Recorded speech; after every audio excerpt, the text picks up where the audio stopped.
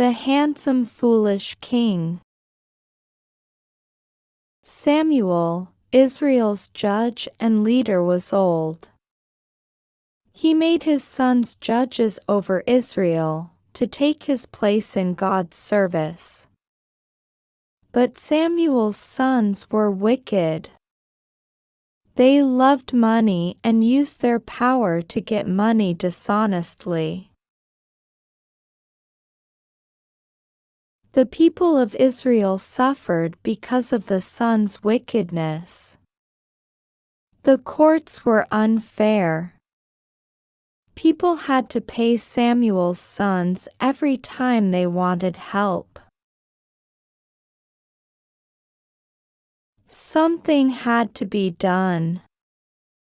One day, the elders of Israel gathered together and asked Samuel for help.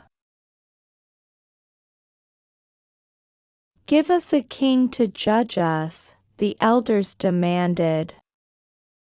They did not want Samuel's wicked sons to judge them.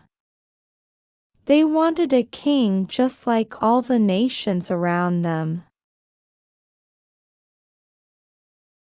Samuel was angry. Israel already had a king.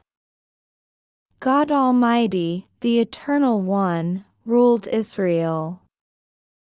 Long ago, He had set them free from slavery in Egypt, opening the Red Sea for their escape. Then He had given Israel their beautiful land. When Samuel prayed, the Lord said, "They have not rejected you, but they have rejected me, that I should not reign over them. They have served other gods. Heed their voice and make them a king." God told Samuel to warn the people that their earthly king would take their money in taxes, help himself to their best fields and vineyards, order their sons into his armies, and command their daughters to work for him. But the people wanted a king anyway. God led Samuel to a young man who was very handsome, very shy, and very tall, a whole head taller than anyone else. His name was Saul. When Samuel saw Saul, the Lord said, "This one shall reign over my people." Obediently, Samuel anointed Saul as king of Israel. When he presented Saul to the people of Israel, they cried, "Long live the king!" Soon King Saul was tested. The Ammonites, who hated Israel, surrounded an Israelite city and threatened to put out every man's right eye. What a cruel plan!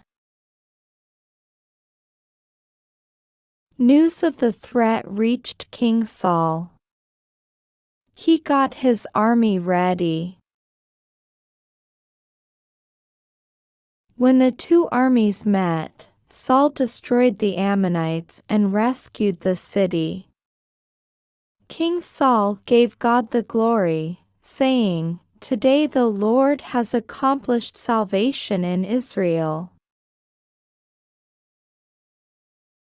God gave Saul a great victory that day. But Saul did not always honor God. One day, before fighting the Philistines, Saul offered a sacrifice to God. He knew that was Samuel's job. He knew God wanted him to wait until Samuel came to do it. But Saul disobeyed God. When Samuel arrived, he told Saul, "You have done foolishly. You have not kept the commandment of the Lord your God. Now your kingdom shall not continue. Saul may have thought it was a small sin, but disobedience to God is always serious. Another time, God ordered Saul to destroy the wicked people of Amalek. But Saul and the people let King Agag of Amalek live. They also kept valuables, sheep and oxen. Saul said they had kept these things to sacrifice to the Lord.